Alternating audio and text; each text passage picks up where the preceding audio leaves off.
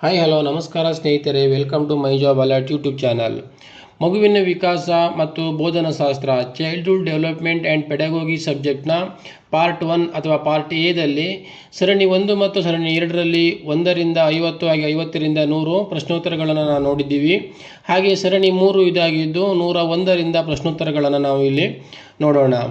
101ನೇ ಪ್ರಶ್ನೆ, ಈ ಮನೋವಿಜ್ಞಾನ ಶಾಖೆ ಮಾನವನ ವರ್ತನೆಯ ಮೂಲಭೂತ ನಿಯಮಗಳನ್ನು ಕಂಡುಹಿಡಿಯುವ ಉದ್ದೇಶವನ್ನು ಹೊಂದಿದೆ. ಇಲ್ಲಿ ಆಪ್ಷನ್ ಎ ವಿಕಾಸ ಮನೋವಿಜ್ಞಾನ, ಸಾಮಾನ್ಯ ಮನೋವಿಜ್ಞಾನ, ಸಾಮಾಜಿಕ ಮನೋವಿಜ್ಞಾನ, ಅಪಸಾಮಾನ್ಯ ಮನೋವಿಜ್ಞಾನ.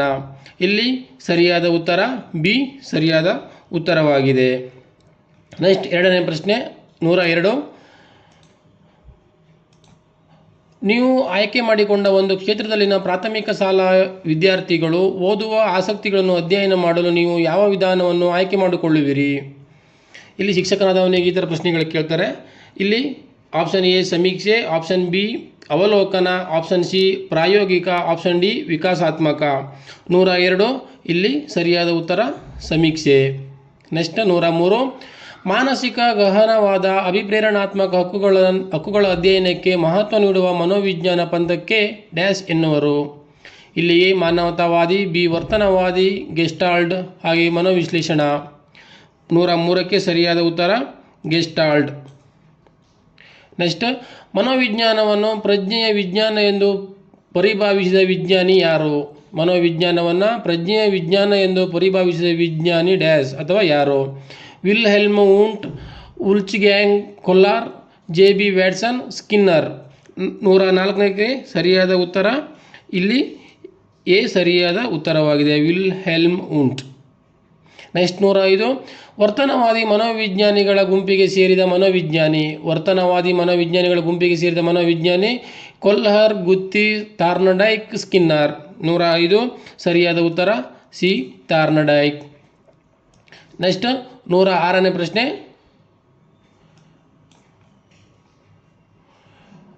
ಪ್ರಯೋಗ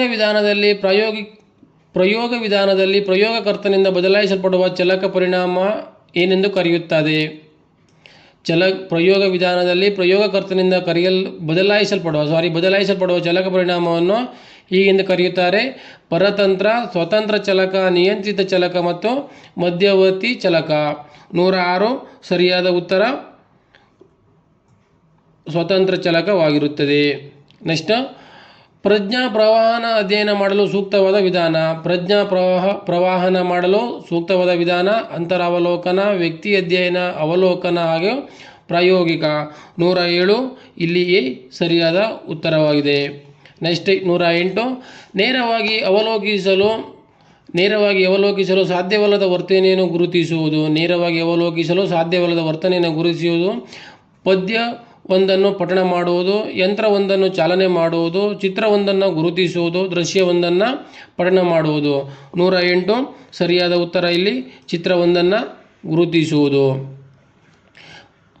ಮಕ್ಕಳ ಸಮೂಹವೊಂದರ ಅಭಿರುಚಿಗಳ ವಿನ್ಯಾಸ ಅಧ್ಯಯನ ಮಾಡಲು ಸೂಕ್ತವಾದ ವಿಧಾನ. ಮಕ್ಕಳ ಸಮೂಹವೊಂದರ ಅಭಿರುಚಿಗಳ ವಿನ್ಯಾಸ ಅಧ್ಯಯನ ಮಾಡಲು ಸೂಕ್ತವಾದ ವಿಧಾನ: ಸರ್ವೇಕ್ಷಣ ವಿಧಾನ, ವ್ಯಕ್ತಿ ಅಧ್ಯಯನ ವಿಧಾನ, ಪ್ರಯೋಗ ವಿಧಾನ, ಅವಲೋಕನ ವಿಧಾನ. 109 ಇಲ್ಲಿ ಸರಿಯಾದ ಉತ್ತರ ಪ್ರಯೋಗ ವಿಧಾನ.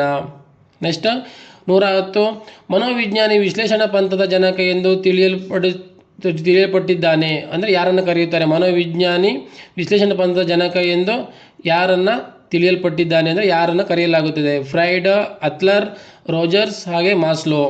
110 ಇಲ್ಲಿ ಸರಿಯಾದ ಉತ್ತರ ಫ್ರಾಯ್ಡ್. ನೆಕ್ಸ್ಟ್, ಭಾರತೀಯ ಸಮಾಜದ ಬಹುಭಾಷಾ ಗುಣವನ್ನು ಏನೆಂದು ಗ್ರಹಿಸಬೇಕು? ಭಾರತೀಯ ಸಮಾಜದ ಬಹುಭಾಷಾ ಗುಣವನ್ನು ಏನೆಂದು ಗ್ರಹಿಸಬೇಕು? ಕಲಿಕಾಕಾರರಿಗೆ ಶಾಲಾ ಜೀವನವನ್ನು ಸಂಕೀರ್ಣಗೊಳಿಸುವ ಒಂದು ಕಾರಕ, ಬೋಧನಾ ಕಲಿಕಾ ಪ್ರಕ್ರಿಯೆಯಲ್ಲಿ ಒಂದು ಅಡೆತಡೆ, ಶಾಲಾ ಜೀವನವನ್ನು ಸಮೃದ್ಧಗೊಳಿಸುವ ಒಂದು ಸಂಪನ್ಮೂಲ, ವಿದ್ಯಾರ್ಥಿಗಳನ್ನು ಕಲಿಯುವಂತೆ ಪ್ರೇರಿಸುವ ಶಿಕ್ಷಕರ ಸಾಮರ್ಥ್ಯಕ್ಕೆ ಒಂದು ಸವಾಲು.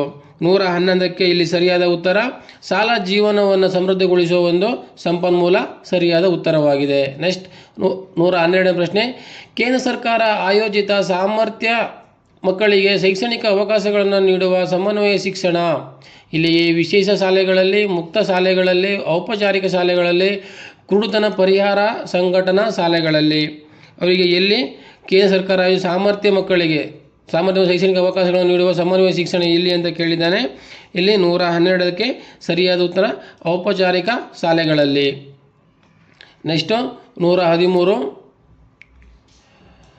ಸಮನ್ವಯ ಶಿಕ್ಷಣದಲ್ಲಿ ಶಿಕ್ಷಕರು ಯಾವ ಗುಣಲಕ್ಷಣ ಕನಿಷ್ಠ ಮಹತ್ವದ್ದಾಗಿದೆ? ಸಮನ್ವಯ ಶಿಕ್ಷಣದಲ್ಲಿ ಶಿಕ್ಷಕರು ಯಾವ ಗುಣಲಕ್ಷಣ ಕನಿಷ್ಠ ಮಹತ್ವದ್ದಾಗಿದೆ? ವಿದ್ಯಾರ್ಥಿ ಸಮರ್ಥತೆಗಳ ಕುರಿತು ಜ್ಞಾನ, ಶಿಕ್ಷಕರ ಸಮಾಜ ಆರ್ಥಿಕ ಸ್ಥಿತಿಗತಿ, ಮಕ್ಕಳಿಗಾಗಿ ಇರುವ ಸಂವೇದನಾಶೀಲತೆ, ವಿದ್ಯಾರ್ಥಿಗಳಿಗಾಗಿ ಸಹನೆ ಮತ್ತು ವಾತ್ಸಲ್ಯ.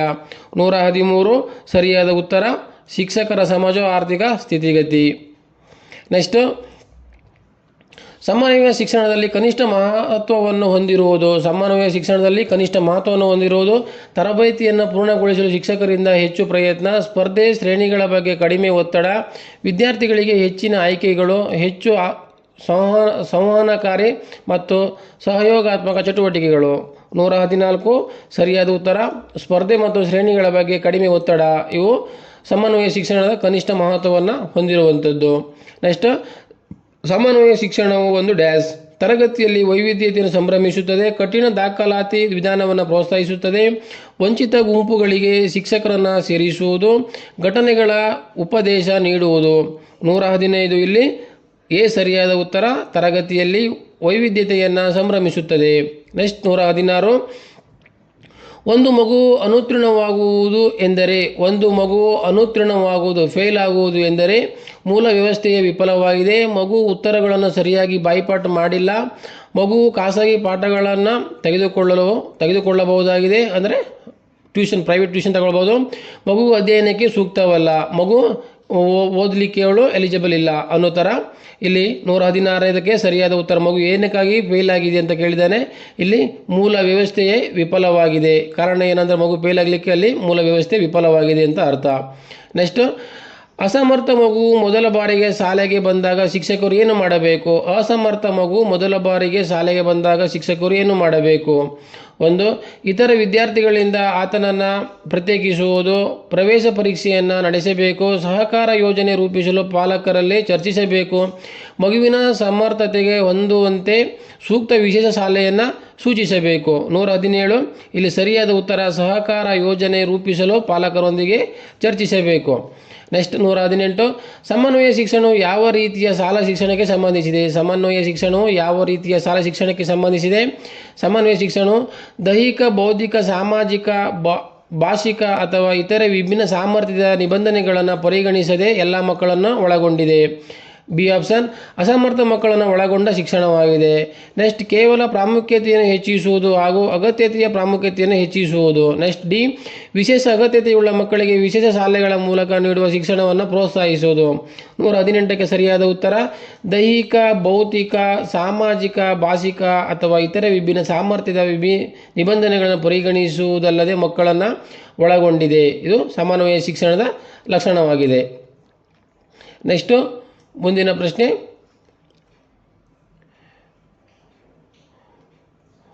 ಓರ್ವ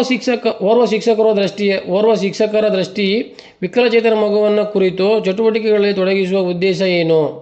ಇಲ್ಲಿ ಸಮನ್ವಯ ಶಿಕ್ಷಣದ ಭಾವನೆಗೆ ತಕ್ಕಂತೆ ಕಾರ್ಯನಿರ್ವಹಿಸುವುದು, ತರಗತಿಯ ಕಲಿಕೆಗೆ ಶೇಕಡ ಒಡ್ಡುವುದು, ಅಂದರೆ ಪರ್ಸೆಂಟೇಜ್ ಗರಿಷ್ಠ ಇಷ್ಟು ಅಂಕ ಬರಬೇಕು ಅಂತ ಅವರು ಸರಾಸರಿಯಾಗಿ ಒಡ್ಡುವುದು, ದೃಷ್ಟಿ ವಿಕಲಚೇತನ ಮಗುವಿನ ಒತ್ತಡವನ್ನು ಹೆಚ್ಚಿಸುವುದು, ಎಲ್ಲ ಮಕ್ಕಳು ದೃಷ್ಟಿ ವಿಕಲಚೇತನ ಮಕ್ಕಳ ಬಗ್ಗೆ ಸಹಾನುಭೂತಿ ಹೊಂದಲು ಸಹಾಯ.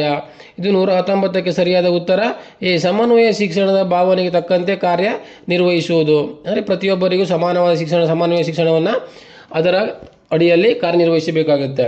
ನೆಕ್ಸ್ಟ್ 20, ವಿಶೇಷವಾಗಿ ಪ್ರಾಥಮಿಕ ಹಂತದಲ್ಲಿ ವಿದ್ಯಾರ್ಥಿಗಳ ಕಲಿಕಾ ತೊಂದರೆಗಳನ್ನು ಪರಿಹರಿಸಲು ಉತ್ತಮ ವಿಧಾನ. 1, ಕಥೆ ಹೇಳುವ ವಿಧಾನ, ಅಸಮರ್ಥತೆಗೆ ಸಮಂಜಸವಾಗಿರುವ ವಿಭಿನ್ನ ಬೋಧನಾ ವಿಧಾನಗಳ ಬಳಕೆ, ವೆಚ್ಚದಾಯಕ ಹಾಗೂ ಆಕರ್ಷಕ ಪೂರಕ ಸಾಮಗ್ರಿಗಳನ್ನು ಒದಗಿಸುವುದು, ಸರಳ ಹಾಗೂ ಆಸಕ್ತಿದಾಯಕ ಪಠ್ಯಪುಸ್ತಕಗಳನ್ನು ಒದಗಿಸುವುದು. 120 ಇಲ್ಲಿ ಅಸಮರ್ಥತೆಗೆ ಸಮಂಜಸವಾಗಿರುವ ವಿಭಿನ್ನ ಬೋಧನಾ ವಿಧಾನಗಳನ್ನು ಬಳಕೆ ಮಾಡುವುದು ಸರಿಯಾದ ಉತ್ತರವಾಗಿರುತ್ತೆ. ನೆಕ್ಸ್ಟ್ 21, ಶಾಲೆಯಲ್ಲಿ ಕಲಿಕಾಕಾರನಾಗಿ ಒಂದು ಮಗುವಿನ ನಿರುಪಯೋಗಿ ಸ್ಥಿತಿಯನ್ನು ಅಳೆಯಲು ಪಾಲಕರು ಸಾಮಾಜಿಕ ಆರ್ಥಿಕ ಸ್ಥಿತಿ ಅಥವಾ ಸಾಮಾಜಿಕ ವರ್ಗವನ್ನು ತಿಳಿಯುವುದು ಒಂದು ಮಾರ್ಗವಾಗಿದೆ. ಇದಕ್ಕೆ ಸಂಬಂಧಿಸಿರುವುದು ಆದಾಯ, ಉದ್ಯೋಗ, ಶಿಕ್ಷಣ, ಜನಾಂಗ. ಇಲ್ಲಿ 121ಕ್ಕೆ ಸರಿಯಾದ ಉತ್ತರ ಶಿಕ್ಷಣ ಒಂದು ಮುಖ್ಯ ಮಾರ್ಗವಾಗಿದೆ. ನೆಕ್ಸ್ಟು, ಹೊಂದಾಣಿಕೆ ಹಾಗೂ ಧನಾತ್ಮಕ ವರ್ತನೆಗಾಗಿ ವಿದ್ಯಾರ್ಥಿಗಳಿಗೆ ಅಗತ್ಯವಾದ ಜೀವನ ಕೌಶಲ್ಯ ಯಾವುದು? ಹೊಂದಾಣಿಕೆ ಹಾಗೂ ಧನಾತ್ಮಕ ವರ್ತನೆಗಾಗಿ ವಿದ್ಯಾರ್ಥಿಗಳಿಗೆ ಅಗತ್ಯವಾದ ಜೀವನ ಕೌಶಲ್ಯ ಯಾವುದು? ಪರಿಣಾಮಕಾರಿ ಅಂತರ ವೈಯಕ್ತಿಕ ಸಂವಹನ, ನಿರ್ಣಯ ತೆಗೆದುಕೊಳ್ಳುವ ಸಾಮರ್ಥ್ಯ, ಭಾವನೆ ಮತ್ತು ಒತ್ತಡಗಳೊಂದಿಗೆ ಹೊಂದಿಕೊಳ್ಳುವುದು, ಮೇಲಿನ ಎಲ್ಲವೂ. 122 ಇಲ್ಲಿ ಸರಿಯಾದ ಉತ್ತರ ಡಿ, ಮೇಲಿನ ಎಲ್ಲವೂ ಇದಕ್ಕೆ ಅಗತ್ಯವಾಗಿದೆ. ನೆಕ್ಸ್ಟ್ 123, ಒಂದು ವೇಳೆ ವಿದ್ಯಾರ್ಥಿಯೊಬ್ಬ ನಿಮಗೆ ಗೊತ್ತಿರದ ಪ್ರಶ್ನೆಯನ್ನು ಕೇಳಿದರೆ ನೀವು ಏನು ಮಾಡುವಿರಿ? ಇದು ಶಿಕ್ಷಕರಿಗೆ ಒಂದು ಬಹಳ ಮುಖ್ಯವಾದ ಪ್ರಶ್ನೆಯಾಗಿದೆ. ಒಂದು ವೇಳೆ ವಿದ್ಯಾರ್ಥಿಯೊಬ್ಬ ನಿಮಗೆ ಗೊತ್ತಿರದ ಪ್ರಶ್ನೆಯನ್ನು ಕೇಳಿದರೆ ನೀವು ಏನು ಮಾಡುವಿರಿ? ಅಂತಹ ವಿದ್ಯಾರ್ಥಿಗಳಿಗೆ ಅವನ ಪ್ರಶ್ನೆಯ ಅರ್ಥರಹಿತ ಎಂದು ಹೇಳುವುದು, ಅಂತಹ ವಿದ್ಯಾರ್ಥಿ ಅಥವಾ ಪ್ರಶ್ನೆಯ ಕಡೆಗಣಿಸಲು ಪ್ರಯತ್ನಿಸುವುದು, ಆ ಪ್ರಶ್ನೆಯ ಉತ್ತರವನ್ನು ಹುಡುಕಿ ನಂತರದ ದಿನ ವಿದ್ಯಾರ್ಥಿಗೆ ತಿಳಿಸುವುದು, ಅನಗತ್ಯ ಪ್ರಶ್ನೆಗಳನ್ನು ಕೇಳಿದ ವಿದ್ಯಾರ್ಥಿಗೆ ಗದರಿಸುವುದು. ಇಲ್ಲಿ ನೀವು ಇವಾಗ ಒಬ್ಬ ವಿದ್ಯಾರ್ಥಿ ಏನಾದ್ರು ಒಂದು ಪ್ರಶ್ನೆ ಕೇಳ್ತಾನೆ, ಅದರ ಬಗ್ಗೆ ಶಿಕ್ಷಕನಿಗೆ ಗೊತ್ತಿರಲ್ಲ ಅಂತ ಹೇಳಿದ್ರೆ ಯಾವ ರೀತಿ ಮಾಡ್ತೀರಾ ಅಂತ. ಇಲ್ಲಿ ಸರಿಯಾದ ಉತ್ತರ ಆ ಪ್ರಶ್ನೆಯ ಉತ್ತರವನ್ನು ಹುಡುಕಿ ನಂತರದ ದಿನ ವಿದ್ಯಾರ್ಥಿಗೆ ಹೇಳಿ ತಿಳಿಸುವುದು. ಇಲ್ಲಿ ನಾವು ವಿದ್ಯಾರ್ಥಿಗೆ ಬೈಯೋದಾಗಲಿ ಅಥವಾ ಪ್ರಶ್ನೆಯನ್ನು ಕಡೆಗಣಿಸೋದಾಗಲಿ ನಾವು ಮಾಡಲಿಕ್ಕೆ ಸಾಧ್ಯ ಇಲ್ಲ. ನೆಕ್ಸ್ಟ್ ಮುಂದಿನ ಪ್ರಶ್ನೆ, ಓರ್ವ ಪ್ರತಿಫಲನಾತ್ಮಕ ಶಿಕ್ಷಕರು ತರಗತಿಯ ಸನ್ನಿವೇಶಗಳನ್ನು ಸೃಷ್ಟಿಸಲು ಕಾರಣ. ಒಂದು ಉಪನ್ಯಾಸ ಕೇಳುವಂತೆ ಮಾಡಲು, ಶಿಕ್ಷಕರು ಉಪನ್ಯಾಸದಿಂದ ಟಿಪ್ಪಣಿ ಮಾಡಿಕೊಳ್ಳುವಂತೆ ಮಾಡಲು, ತರಗತಿಯ ಶಿಸ್ತನ್ನು ನಿರ್ವಹಿಸುವುದು, ವಿದ್ಯಾರ್ಥಿ ಮತ್ತು ಶಿಕ್ಷಕರ ಪರಸ್ಪರಾನುವರ್ತನೆಯನ್ನು ಉತ್ತೇಜಿಸುವುದು. 124 ಸರಿಯಾದ ಉತ್ತರ ಇಲ್ಲಿ ಡಿ, ವಿದ್ಯಾರ್ಥಿ ಮತ್ತು ಶಿಕ್ಷಕರ ಪರಸ್ಪರಾನುವರ್ತನೆಯನ್ನು ಉತ್ತೇಜಿಸುವುದು, ಅಂದರೆ ಅವರು ಶಿಕ್ಷಕರ ಪಾಠವನ್ನು ಸರಿಯಾಗಿ ಕೇಳುವಂತೆ ಪ್ರೇರೇಪಿಸಲು. ನೆಕ್ಸ್ಟ್ 25ನೇ ಪ್ರಶ್ನೆ, ಶಿಕ್ಷಣಕ್ಕೆ ಇರಬೇಕಾದ ಗುರಿಯು ಡ್ಯಾಶ್ ಆಗಿದೆ. ಶಿಕ್ಷಣಕ್ಕೆ ಇರಬೇಕಾದ ಗುರಿಯು ಡ್ಯಾಶ್ ಆಗಿದೆ.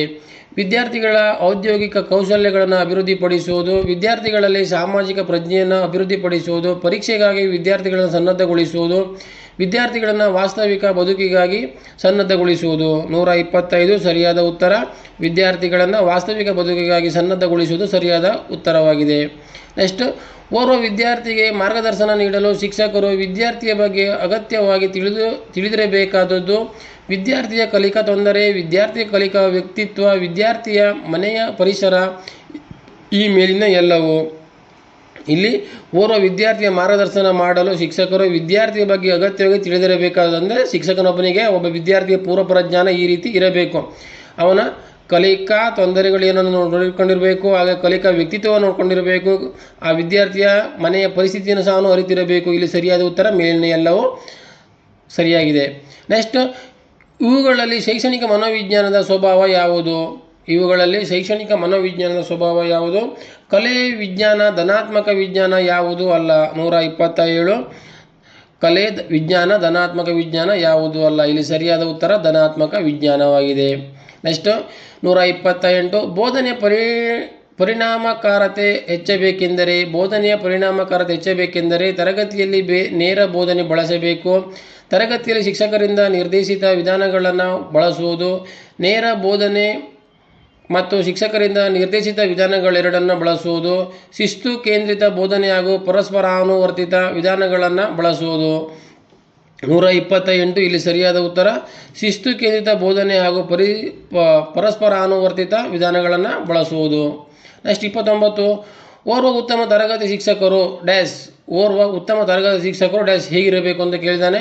ಕಲಿಕಾಕಾರರ ಸಹಜ ಆಸಕ್ತಿಯನ್ನು ಘೋಷಿಸುವವರು, ಕಲಿಕಾಕಾರರ ಚರ್ಚೆಯನ್ನು ಪ್ರೋತ್ಸಾಹಿಸುವುದು, ವಾಸ್ತವಿಕ ಜಗತ್ತಿನ ಚಟುವಟಿಕೆಗಳ ಕಲಿಕಾಕಾರರನ್ನು ತೊಡಗಿಸುವುದು, ಹಾಗೆ ಮೇಲಿನ ಎಲ್ಲವೂ. ಇಲ್ಲಿ 29ಕ್ಕೆ ಸರಿಯಾದ ಉತ್ತರ ಮೇಲಿನ ಎಲ್ಲವೂ. ಅವರುಗಳನ್ನು ಎಲ್ಲ ರೀತಿಯಲ್ಲಿ ನಾವು ಸನ್ನದ್ಧಗೊಳಿಸಬೇಕಾಗುತ್ತೀವಿ. ಓರ್ವ ತರಗತಿಯ ಶಿಕ್ಷಕನ ಮುಖ್ಯ ಕರ್ತವ್ಯವಾಗಿರುತ್ತೆ. ನೆಕ್ಸ್ಟ್ ಮುಂದಿನ ಪ್ರಶ್ನೆ, ನೀವು ಕೇಳಿರುವ ಪ್ರಶ್ನೆಗೆ ವಿದ್ಯಾರ್ಥಿಯೊಬ್ಬ ತಪ್ಪು ಉತ್ತರ ಕೊಟ್ಟರೆ ಏನು ಮಾಡುವಿರಿ?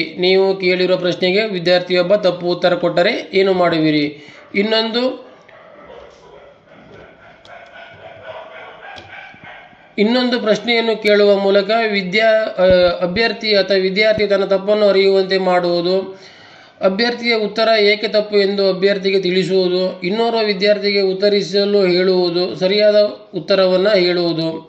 ಈಗ ಒಬ್ಬ ವಿದ್ಯಾರ್ಥಿ ತಪ್ಪು ಉತ್ತರವನ್ನು ಹೇಳಿದರೆ ನೀವು ಶಿಕ್ಷಕರಾಗಿ ಏನು ಕಾರ್ಯವನ್ನು ಮಾಡುತ್ತೀರಿ ಅಥವಾ ನಿಮ್ಮ ಜವಾಬ್ದಾರಿ ಏನು ಅಂತ ಕೇಳಿದಾನೆ. ಇನ್ನೋರ್ವ ವಿದ್ಯಾರ್ಥಿಗೆ ಸರಿ ಉತ್ತರವನ್ನು ಹೇಳುವುದು ಅಂದರೆ ಯಾರಿಗೆ ಸರಿ ಉತ್ತರವನ್ನು ಗೊತ್ತು ಅಂತ ಇನ್ನೊಂದು ಆಪ್ಷನನ್ನು ಬೇರೆ ಹುಡುಗರಿಗೆ ಕೊಡುವಂಥದ್ದು. ನೆಕ್ಸ್ಟ್ ಬೋಧನೆಯ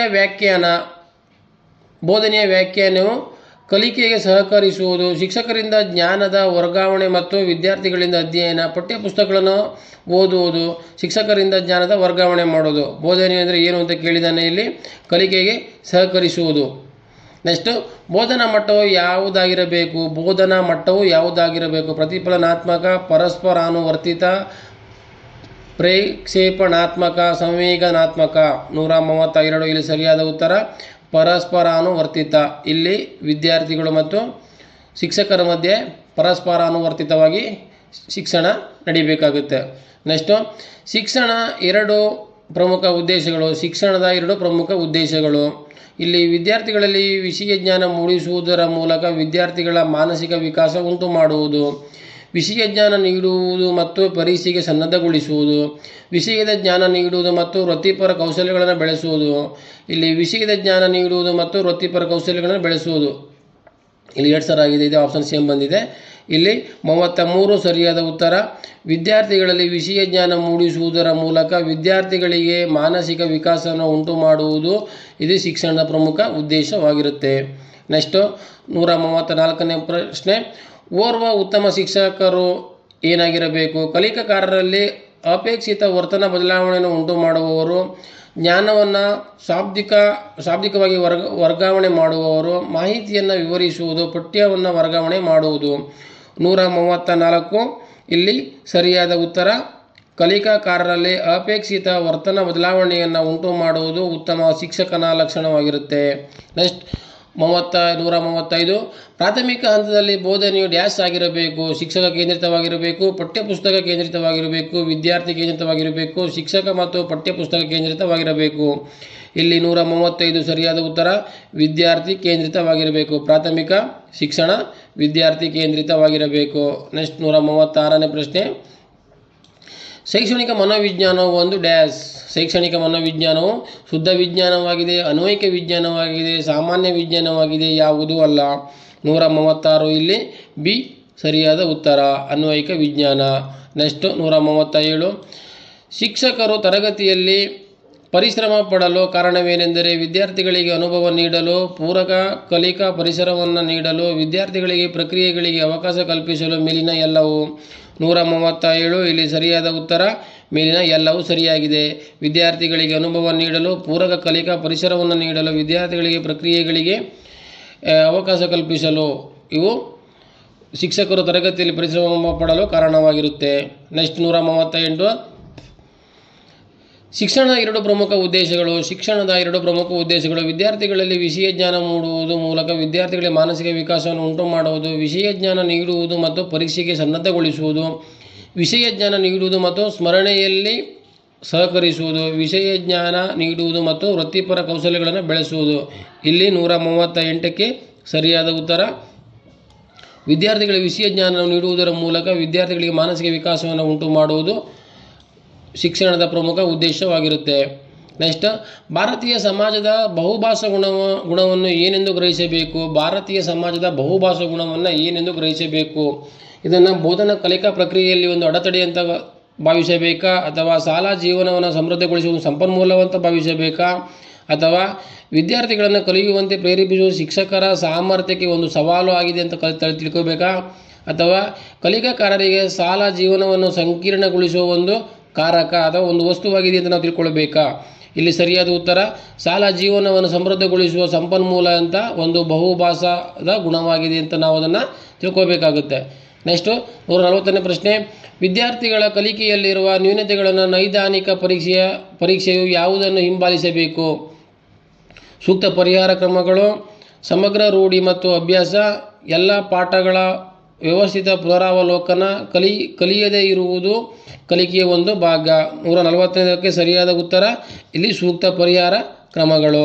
ನೆಕ್ಸ್ಟು 141ನೇ ಪ್ರಶ್ನೆ, ಓರ್ವ ಶಿಕ್ಷಕರು ತನ್ನ ಎಲ್ಲ ಪ್ರತಿಭಾವಂತ ವಿದ್ಯಾರ್ಥಿಗಳು ಅವರ ಸಾಮರ್ಥ್ಯಕ್ಕೆ ಅನುಸಾರವಾಗಿ ಸಾಧಿಸಬೇಕೆಂದು ಬಯಸುವರು. ಹಾಗಾದರೆ ಶಿಕ್ಷಕರು ತಮ್ಮ ಉದ್ದೇಶ ಸಾಧನೆಗಾಗಿ ಯಾವ ಕಾರ್ಯವನ್ನು ಮಾಡಬಾರದು? ತಮ್ಮ ಉದ್ದೇಶ ಸಾಧನೆಗಾಗಿ ಯಾವ ಕಾರ್ಯವನ್ನು ಮಾಡಬಾರದು ಅಂತ ಕೇಳಿದ್ದಾನೆ ಅವನು. ಶಿಕ್ಷಕರಿಗೆ ಶೈಕ್ಷಣಿಕ ಚಟುವಟಿಕೆಯನ್ನು ಆಸ್ವಾದಿಸಲು ಕಲಿಸುವುದು, ಅವರಿಗೆ ಒತ್ತಡ ನಿರ್ವಹಿಸಲು ಕಲಿಸುವುದು, ವಿಶೇಷ ಅವಧಾನಕ್ಕಾಗಿ ಸಮಯ ವಯಸ್ಕರಿಂದ ಅವರನ್ನು ಪ್ರತ್ಯೇಕಿಸುವುದು, ಅವರ ಸೃಜನಾತ್ಮಕತೆ ಹೆಚ್ಚಿಸಲು ಸವಾಲು ಒಡ್ಡುವುದು. ಇಲ್ಲಿ 141ಕ್ಕೆ ಸರಿಯಾದ ಉತ್ತರ ವಿಶೇಷ ಅವಧಾನಕ್ಕಾಗಿ ವಯಸ್ಕರಿಂದ ಅವರನ್ನು ಪ್ರತ್ಯೇಕಿಸುವುದಂದರೆ ಒಂದೇ ವಯಸ್ಸಿನ ಮಕ್ಕಳನ್ನು ನಾವು ಬೇರೆ ಬೇರೆ ಮಾಡುವುದು ಶಿಕ್ಷಕರ ಒಂದು ಸರಿಯಾದ ಕಾರ್ಯ ಆಗಿರುವುದಿಲ್ಲ. ನೆಕ್ಸ್ಟು 142, ಇವುಗಳಲ್ಲಿ ಯಾವುದು ಆಂತರಿಕ ಅಭಿಪ್ರೇರಣೆಯನ್ನು ಹೊಂದಿರುವ ಮಕ್ಕಳ ಗುಣಲಕ್ಷಣವಲ್ಲ? ಇಲ್ಲಿ ನೆಗೆಟಿವ್ ಕೇಳಿದ್ದಾನೆ ಅವನು, ಗುಣಲಕ್ಷಣವಲ್ಲ ಅಂತ ಕೇಳಿದ್ದಾನೆ. ಅವರು ಯಾವಾಗಲೂ ಯಶಸ್ವಿ ವ್ಯಕ್ತಿಗಳಾಗಿರುತ್ತಾರೆ, ಅವರು ತಾವು ಮಾಡುವ ಕಾರ್ಯಗಳನ್ನು ಆಸ್ವಾದಿಸುತ್ತಾರೆ, ಕಾರ್ಯಗಳಲ್ಲಿ ತೊಡಗಿರುವಾಗ ಅವರು ಹೆಚ್ಚು ಶಕ್ತಿಯನ್ನು ಪ್ರದರ್ಶಿಸುತ್ತಾರೆ, ಅವರು ಸವಾಲುಗಳನ್ನು ಇಷ್ಟಪಡುತ್ತಾರೆ. 142, ಇಲ್ಲಿ ಸರಿಯಾದ ಉತ್ತರ ಎ ಸರಿಯಾದ ಉತ್ತರವಾಗಿದೆ. ಅವರು ಯಾವಾಗಲೂ ಯಶಸ್ವಿ ವ್ಯಕ್ತಿಗಳಾಗಿರುತ್ತಾರೆ. ನೆಕ್ಸ್ಟು 143, ಇವುಗಳಲ್ಲಿ ಯಾವುದು ಕಲಿಕಾ ಪ್ರಕ್ರಿಯೆಯ ಮೂಲ ವಸ್ತುವಲ್ಲ? ಇಲ್ಲಿ ಯಾವುದು ಮೂಲ ವಸ್ತುವಲ್ಲ ಅಂತ ಕೇಳಿದ, ಕಲಿಕಾ ಪ್ರಕ್ರಿಯೆಯಲ್ಲಿ ಇದು ಮೂಲ ವಸ್ತುವಲ್ಲ ಅಂತ. ಕಲಿಕಾ ಕಾರಕ, ಆಂತರಿಕ ಸ್ಥಿತಿಗತಿಗಳು, ಪ್ರಚೋದನೆ ಮತ್ತು ಶಿಕ್ಷಕ. 143ಕ್ಕೆ ಇಲ್ಲಿ ಸರಿಯಾದ ಉತ್ತರ ಶಿಕ್ಷಕ ಇಲ್ಲಿ ಮೂಲ ವಸ್ತುವಲ್ಲ, ಕಲಿಕಾ ಪ್ರಕ್ರಿಯೆಗೆ ಮೂಲ ವಸ್ತು. ಇದು ಬೋಧನೆ, ಶಿಕ್ಷಕ ಬಂದು ಬೋಧನಾ ಅವನು ಕೌಶಲ್ಯವನ್ನು ಹೊಂದಿರುವವನಾಗ್ತಾನೆ. ನೆಕ್ಸ್ಟ್ 144, ಪ್ರಾಯೋಗಿಕ ಕಾರ್ಯಗಳಲ್ಲಿ ವಿದ್ಯಾರ್ಥಿಗಳ ಕಾರ್ಯಕ್ಷಮತೆಯನ್ನು ಅಳೆಯುವ ಸೂಕ್ತ ವಿಧಾನ. 144, ಪ್ರಾಯೋಗಿಕ ಕಾರ್ಯಗಳಲ್ಲಿ ವಿದ್ಯಾರ್ಥಿಗಳ ಕಾರ್ಯಕ್ಷಮತೆಯನ್ನು ಅಳೆಯುವ ಸೂಕ್ತ ವಿಧಾನ ಸಂದರ್ಶನ, ವೀಕ್ಷಣೆ, ಪ್ರಶ್ನಾವಳಿ ಮತ್ತು ಲಿಖಿತ ಪರೀಕ್ಷೆ. ಇಲ್ಲಿ ವೀಕ್ಷಣೆ ಸರಿಯಾದ ಉತ್ತರವಾಗಿದೆ. ನೆಕ್ಸ್ಟ್, ತರಗತಿಯಲ್ಲಿ ಪರಿಣಾಮಕಾರಿ ಉಪನ್ಯಾಸವನ್ನು ಕೊಡುವಾಗ ಶಿಕ್ಷಕರು ಕಣ್ಣುಗಳಲ್ಲಿ ಸಂಪರ್ಕನ ಸೃಷ್ಟಿಸುವವರು, ಅರ್ಥಪೂರ್ಣ ಹಾವಭಾವಗಳನ್ನು ಬಳಸುವರು, ಉಪನ್ಯಾಸ ವೇದಿಕೆಯಲ್ಲಿ ಸ್ಥಿರವಾಗಿ ನಿಲ್ಲುವರು, ಧ್ವನಿ ಹಾಗೂ ಸ್ವರಮಯ ಧೈರ್ಯದಲ್ಲಿ ಏರಿಳಿತ ಉಂಟು ಮಾಡುವರು. ಸ್ವರ ಮಾಧುರ್ಯದಲ್ಲಿ ಅಂದರೆ ಏರಿಳಿತವನ್ನು ಮಾಡುವುದು ಅಂದರೆ ಶಿಕ್ಷಕರ ಬಾಡಿ ಲ್ಯಾಂಗ್ವೇಜ್ ಹೆಂಗಿರಬೇಕು, ಅವನ ನಡತೆ ಹೆಂಗಿರಬೇಕು ತರಗತಿಯಲ್ಲಿ ಅಂತ ಕೇಳಿದ್ದಾರೆ. 145, ಅರ್ಥಪೂರ್ಣ ಹಾವಭಾವಗಳನ್ನು ಬಳಸುವರು ಶಿಕ್ಷಕನಾದವನು. ನೆಕ್ಸ್ಟ್ 146, ಪರಿವಿಡಿ ಅಥವಾ ಶಬ್ದಕೋಶಗಳಲ್ಲಿ ಪದಗಳನ್ನು ಹುಡುಕಲು ಅಥವಾ ಪರಾಮರ್ಶಿಸಲು ಬಳಸುವ ಅಧ್ಯಯನ ತಂತ್ರವನ್ನು ಡ್ಯಾಶ್ ಎಂದು ಕರೆಯುತ್ತಾರೆ. ಇವು ಸಾಂಕೇತಿಕ ಓದುವಿಕೆ, ಅವಲೋಕನ, ಪುನಃ ಓದುವಿಕೆ, ಮೇಲೋದು. ಇದು ಮೇಲೋದು. 146 ಇಲ್ಲಿ ಸಾಂಕೇತಿಕ ಓದುವಿಕೆ. ನೆಕ್ಸ್ಟ್ ಮುಂದಿನ ಪ್ರಶ್ನೆ 147, ತರಗತಿಯಲ್ಲಿ ಪಾಠವೊಂದನ್ನು ಪರಿಚಯಿಸಲು ಶಿಕ್ಷಕರು ಮೊದಲು ಮಾಡಬೇಕಾದ ಚಟುವಟಿಕೆ ಯಾವುದು? ತರಗತಿಯಲ್ಲಿ ಪಾಠವೊಂದನ್ನು ಪರಿಚಯಿಸಲು ಶಿಕ್ಷಕರು ಮೊದಲು ಮಾಡಬೇಕಾದ ಚಟುವಟಿಕೆ ಯಾವುದು? ತಾರ್ಕಿಕವಾಗಿ ವಿವರಿಸುವುದು, ಉದ್ದೇಶಗಳನ್ನು ತಿಳಿಸುವುದು, ಮೌಖಿಕವಾಗಿ ಅಧ್ಯಯನ ಹೇಳುವುದು, ಕಪ್ಪು ಹಲಗೆಯ ಮೇಲೆ ಅಧ್ಯಯನ ಹೆಸರು ಬರೆಯುವುದು.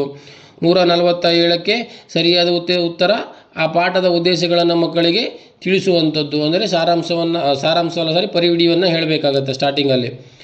ಓರ್ವ ಉತ್ತಮ ತರಗತಿಯ ಶಿಕ್ಷಕರು ಡ್ಯಾಶ್ ಕಲಿಕಾಕಾರರ ಸಹಜ ಆಸಕ್ತಿಯನ್ನು ಪೋಷಿಸುವವರು, ಕಲಿಕಾಕಾರರ ಚರ್ಚೆಯನ್ನು ಪ್ರೋತ್ಸಾಹಿಸುವವರು, ವಾಸ್ತವಿಕ ಜಗತ್ತಿನ ಚಟುವಟಿಕೆಗಳನ್ನು ಕಲಿಕಾಕಾರರನ್ನು ತೊಡಗಿಸುವುದು. ಮೇಲಿನ ಎಲ್ಲವೂ. 148 ಇದಾಗಲೇ ರಿಪೀಟ್ ಆಗಿದೆ. ಮೇಲಿನ ಎಲ್ಲವೂ ಸರಿಯಾದ ಉತ್ತರ. ನೆಕ್ಸ್ಟು ಬೋಧನಾ ಮಟ್ಟವು ಯಾವುದಾಗಿರಬೇಕು? ಪ್ರತಿಫಲನಾತ್ಮಕ, ಪರಸ್ಪರಾನುವರ್ತಿತ, ಪ್ರೇಕ್ಷಣಾತ್ಮಕ, ಸಂವೇದನಾತ್ಮಕ. 149 ಇದು ಸರಿಯಾದ ಉತ್ತರ ಪರಸ್ಪರಾನುವರ್ತಿತ. ನೆಕ್ಸ್ಟ್ 50, ಶಿಕ್ಷಕರು ರೂಢಿ ಮಾಡಿಕೊಳ್ಳಬೇಕಾದ ಬೋಧನಾ ಪದ್ಧತಿಯು 150ನೇದು ಉಪನ್ಯಾಸ ವಿಧಾನ, ಪರಸ್ಪರಾನುವರ್ತಿತ ವಿಧಾನ, ವಿವರಣಾತ್ಮಕ ವಿಧಾನ ಹಾಗೂ ಮೇಲಿನ ಯಾವುದೂ ಅಲ್ಲ. ಇಲ್ಲಿ ಸರಿಯಾದ ಉತ್ತರ 150ಕ್ಕೆ ಇದು ಪರಸ್ಪರಾನುವರ್ತಿತ ವಿಧಾನವಾಗಿದೆ. ನೆಕ್ಸ್ಟ್ 151, ವಿದ್ಯಾರ್ಥಿಗಳಿಗೆ ಸಲಹೆ ಮತ್ತು ಮಾರ್ಗದರ್ಶನ ಕೊಡುವುದರಿಂದ ಆಗುವ ಪ್ರಮುಖ ಉಪಯೋಗಗಳು. 151, ವಿದ್ಯಾರ್ಥಿಗಳಿಗೆ ಸಲಹೆ ಮತ್ತು ಮಾರ್ಗದರ್ಶನ ಕೊಡುವುದರಿಂದ ಆಗುವ ಪ್ರಮುಖ ಪ್ರಯೋಗಗಳು: ಜ್ಞಾನ ವೃದ್ಧಿಯಾಗುವುದು, ತಮ್ಮ ಕೌಶಲ್ಯಗಳ ಅಭಿವೃದ್ಧಿ, ತಮ್ಮಲ್ಲಿರುವ ಆತ್ಮವಿಶ್ವಾಸವನ್ನು ವೃದ್ಧಿಸುವುದು, ಶಾಬ್ದಿಕ ವಿದ್ಯಾರ್ಥಿಗಳನ್ನು ಯಶಸ್ವಿಗೊಳಿಸುವುದು. 151 ಸಿ ತಮ್ಮಲ್ಲಿರುವ ಆತ್ಮವಿಶ್ವಾಸವನ್ನು ವೃದ್ಧಿಸುವುದು ಪ್ರಮುಖ ಉಪಯೋಗವಾಗಿದೆ. ನೆಕ್ಸ್ಟು ಬಹುವರ್ಗ ಬೋಧನೆ ಎಂದರೆ ಓರ್ವ ವಿದ್ಯಾರ್ಥಿಯು ಒಂದಕ್ಕಿಂತ ಹೆಚ್ಚು ತರಗತಿಯನ್ನು ಏಕಕಾಲದಲ್ಲಿ ಬೋಧಿಸುವುದು. ಒಂದಕ್ಕಿಂತ ಹೆಚ್ಚು ತರಗತಿಗಳನ್ನು ವಿದ್ಯಾರ್ಥಿಗಳಿಗೆ ಶಿಕ್ಷಕರು ಏಕಕಾಲದಲ್ಲಿ ಬೋಧಿಸುವುದು. ತರಗತಿವಾರು ಪಾಠ ಮಾಡುವುದಲ್ಲ ಮೇಲಿನ ಎಲ್ಲವೂ. ಇಲ್ಲಿ ಬಹುವರ್ಗ ಬೋಧನೆ ಎಂದರೆ ಬಹುವರ್ಗ ಬೋಧನೆ ಅಂತ ಹೇಳಿದ್ರೆ 2-3 ವರ್ಗಗಳಿಗೆ ಬಹುವರ್ಗ ಬೋಧನೆ ಅಂತ ಹೇಳಿದ್ರೆ ಏನು ಅಂತ ಕೇಳಿದ್ದಾನೆ. ಇಲ್ಲಿ ಬಿ ಒಂದಕ್ಕಿಂತ ಹೆಚ್ಚು ತರಗತಿಯ ವಿದ್ಯಾರ್ಥಿಗಳಿಗೆ ಶಿಕ್ಷಕರು ಏಕಕಾಲದಲ್ಲಿ ಬೋಧಿಸುವುದು ಬಹುವರ್ಗ ಬೋಧನೆಯಾಗಿದೆ. ನೆಕ್ಸ್ಟ್ ಶಿಕ್ಷಕರ ಪಾತ್ರವು ಜ್ಞಾನದ ವರ್ಗಾವಣೆ, ವಿದ್ಯಾರ್ಥಿಗಳಿಗೆ ಶಿಸ್ತನ್ನು ತರುವುದು, ಕಲಿಕಾಕಾರರ ಕೇಂದ್ರಿತ ಚಟುವಟಿಕೆ ಆಧಾರಿತ ಮತ್ತು ಅತಂತ್ರ ಕ್ರಿಯಾತ್ಮಕ ಕಲಿಕೆಯನ್ನು ಸೃಷ್ಟಿಸುವುದು ಮೇಲಿನ ಎಲ್ಲವೂ. 153 ಇಲ್ಲಿ ಮೇಲಿನ ಎಲ್ಲವೂ ಸರಿಯಾಗಿದೆ. ಶಿಕ್ಷಕರ ಪಾತ್ರವು ಜ್ಞಾನದ ವರ್ಗಾವಣೆಯಾಗಿದೆ, ವಿದ್ಯಾರ್ಥಿಗಳಿಗೆ ಶಿಸ್ತನ್ನು ತರುವುದಾಗಿದೆ, ಕಲಿಕಾಕಾರರ ಕೇಂದ್ರಿತ ಚಟುವಟಿಕೆ ಆಧಾರಿತ ಮತ್ತು ಅಂತರ ಕ್ರಿಯಾತ್ಮಕ ಕಲಿಕೆಯನ್ನು ಸೃಷ್ಟಿ ಮಾಡುವುದು ಆಗಿರುತ್ತದೆ. ನೆಕ್ಸ್ಟ್ 154ನೇ ಪ್ರಶ್ನೆ, ಬೋಧನೆ ಮಾಡುವಾಗ ಶಿಕ್ಷಕರು ಮಾಡಬೇಕಾದದ್ದು ಜ್ಞಾನದ ಶಾಬ್ದಿಕ ವರ್ಗಾವಣೆ, ವೈಚಾರಿಕತೆಯನ್ನು ಪ್ರೋತ್ಸಾಹಿಸುವುದು, ತರಗತಿಯಲ್ಲಿ ಪಠ್ಯಪುಸ್ತಕದ ಮೂಲಕ ಬೋಧಿಸುವುದು ಈ ಮೇಲಿನ ಯಾವುದೂ ಅಲ್ಲ. 154 ಸರಿಯಾದ ಉತ್ತರ ಅವು ವೈಚಾರಿಕತೆಯನ್ನು ಪ್ರೋತ್ಸಾಹಿಸುವುದು. ನೆಕ್ಸ್ಟ್ 155, ನೀವು ಪ್ರತಿಭಾವಂತ ವಿದ್ಯಾರ್ಥಿಗೆ ಸಹಾಯ ಮಾಡಲು ಮಾಡಬೇಕಾದದ್ದು ಹೆಚ್ಚು ಗಮನ ಕೊಡುವುದು, ಹೆಚ್ಚು ಪುಸ್ತಕವನ್ನು ಕೊಡುವುದು, ಅವರೊಂದಿಗೆ ಹೆಚ್ಚು ಸಮಯವನ್ನು ಕಳೆಯುವುದು, ಅವರಿಗೆ ಉತ್ಕೃಷ್ಟ ಕಲಿಕಾ ಅನುಭವಗಳನ್ನು ಕೊಡುವುದು. 155 ಸರಿಯಾದ ಉತ್ತರ ಅವರಿಗೆ ಉತ್ಕೃಷ್ಟ ಕಲಿಕಾ ಅನುಭವಗಳನ್ನು ಕೊಡುವುದು ಒಬ್ಬ ಪ್ರತಿಭಾವಂತ ವಿದ್ಯಾರ್ಥಿಗೆ ಮಾಡುವ ಶಿಕ್ಷಕ ಸಹಾಯ ಮಾಡುವಂಥದ್ದಾಗಿದೆ. ನೆಕ್ಸ್ಟ್ ತರಗತಿಯಲ್ಲಿ ಹಿಂದಿನ ಬೆಂಚುಗಳಲ್ಲಿ ಕುಳಿತಿರುವ ವಿದ್ಯಾರ್ಥಿಗಳು ತಮ್ಮಲ್ಲೇ ಮಾತನಾಡಿಕೊಳ್ಳುತ್ತಾರೆ. ಶಿಕ್ಷಕರಾಗಿ ನೀವೇನು ಮಾಡುವಿರಿ? ಇದೊಂದು ಶಿಕ್ಷಕರಿಗೆ ಮುಖ್ಯವಾದ ಪ್ರಶ್ನೆಯಾಗಿದೆ. ತರಗತಿಯಲ್ಲಿ ಹಿಂದಿನ ಬೆಂಚಿನ ಕುಳಿತಿರುವ ವಿದ್ಯಾರ್ಥಿಗಳು ತಮ್ಮಲ್ಲೇ ಮಾತನಾಡಿಕೊಳ್ಳುತ್ತಿದ್ದಾರೆ. ಶಿಕ್ಷಕರು ನೀವೇನು ಮಾಡುವಿರಿ? ಅವರನ್ನು ಕಡೆಗಣಿಸುವುದು, ವಿದ್ಯಾರ್ಥಿಗಳಿಗೆ ಸುಮ್ಮನಿರಿ ಅಥವಾ ತರಗತಿಯಿಂದ ಹೊರನಡೆಯಿರಿ ಎಂದು ಸೂಚಿಸುವುದು, ಅಂತಹ ವಿದ್ಯಾರ್ಥಿಗಳನ್ನು ತರಗತಿಯಿಂದ ಹೊರಹಾಕುವುದು. ಹಾಗೆ ಅಂಥ ವಿದ್ಯಾರ್ಥಿಗಳ ಅವಧಾನ ಕೇಂದ್ರೀಕರಿಸದೆ ಇರಲು ಕಾರಣವೇನು ಎಂದು ಕೇಳುವುದು. ಈ ಪ್ರಶ್ನೆ ಆಗಾಗಲೇ ಒಂದ್ಸತಿ ರಿಪೀಟ್ ಆಗಿದೆ. ವಿದ್ಯಾರ್ಥಿಗಳಿಗೆ ಸುಮ್ಮನಿರಿ ಅಥವಾ ತರಗತಿಯಿಂದ ಹೊರನಡೆಯಿರಿ ಎಂದು ಸೂಚಿಸುವುದು. ಇಲ್ಲಿ ಶಿಕ್ಷಕ ನೀವೇನು ಮಾಡುವಿರಿ? 156 ತರಗತಿಯಲ್ಲಿ ಹಿಂದಿನ ಬೆಂಚಿನ ಕುಳಿತಿರುವ ವಿದ್ಯಾರ್ಥಿಗಳು ತಮ್ಮ ಮಕ್ಕಳನ್ನು ಶಿಕ್ಷಕರಾಗಿ ನೀವೇನು ಮಾಡುವಿರಿ ಅಂತ ಕೇಳಿದ್ದೇನೆ. ಅವರನ್ನು ಕಡೆಗಣಿಸುವುದು ಇದು ಅಲ್ಲ. ಈ ವಿದ್ಯಾರ್ಥಿಗಳು ಸುಮ್ಮನಿರಿ ಅಂತ ಹೇಳುವುದು ಅಥವಾ ತರಗತಿಯಿಂದ ಹೊರನಡೆಯಿರಿ ಎಂದು ಸೂಚಿಸುವುದು, ಅಂಥ ವಿದ್ಯಾರ್ಥಿ ತರಗತಿಯಿಂದ ಹೊರಹಾಕುವುದು, ಅಂಥ ವಿದ್ಯಾರ್ಥಿಗಳಿಗೆ ಅವಧಾನ ಕೇಂದ್ರೀಕರಿಸದೇ ಇರಲು ಕಾರಣವೇನು ಎಂದು ಕೇಳುವುದು. ಇದು ಸರಿಯಾದ ಉತ್ತರವಾಗಿದೆ. ಇಲ್ಲಿ ಡಿ ಸರಿಯಾದ ಉತ್ತರ. ಅವರು ಯಾಕೆ ಪಾಠದಲ್ಲಿ ಆಸಕ್ತಿಯನ್ನು ತೋರುತ್ತಿಲ್ಲ ಅಂತ ಅವರನ್ನು ಕೇಳಿ ವಿಚಾರಿಸುವುದಾಗಿರುತ್ತೆ. ನೆಕ್ಸ್ಟ್ 57 ಭಾರತದಲ್ಲಿ ಶಿಕ್ಷಣದ ಪದ್ಧತಿಯು ವಿದ್ಯಾರ್ಥಿಗಳನ್ನು ಜೀವನಕ್ಕಾಗಿ ಸಿದ್ಧಗೊಳಿಸುತ್ತದೆ. ಭಾರತದಲ್ಲಿ ಶಿಕ್ಷಣ ಪದ್ಧತಿಯು ವಿದ್ಯಾರ್ಥಿಗಳನ್ನು ಜೀವನಕ್ಕಾಗಿ ಸಿದ್ಧಗೊಳಿಸುತ್ತದೆ, ವಿದ್ಯಾರ್ಥಿಗಳನ್ನು ಉದ್ಯೋಗಕ್ಕಾಗಿ ಸಿದ್ಧಗೊಳಿಸುತ್ತದೆ, ವಿದ್ಯಾರ್ಥಿಗಳನ್ನು ಔದ್ಯೋಗಿಕ ಕೋರ್ಸುಗಳಿಗಾಗಿ ಸಿದ್ಧಗೊಳಿಸುತ್ತದೆ, ವಿದ್ಯಾರ್ಥಿಗಳನ್ನು ಪರೀಕ್ಷೆಗಾಗಿ ಸಿದ್ಧಗೊಳಿಸುತ್ತದೆ. ಇಲ್ಲಿ 157ಕ್ಕೆ ಸರಿಯಾದ ಉತ್ತರ ಇಲ್ಲಿ ಎ ವಿದ್ಯಾರ್ಥಿಗಳ ಜೀವನಕ್ಕಾಗಿ ಸಿದ್ಧಗೊಳಿಸುತ್ತದೆ. ಅವರ ಜ್ಞಾನವನ್ನು ವೃದ್ಧಿಸುವಂಥ ಜೀವನವನ್ನು ರೂಪಿಸಿಕೊಳ್ಳಲಿಕ್ಕೆ ಅವರಿಗೆ ಜ್ಞಾನವನ್ನು ರೂಪಿಸುವುದು ಶಿಕ್ಷಣದ ಉದ್ದೇಶವಾಗಿದೆ.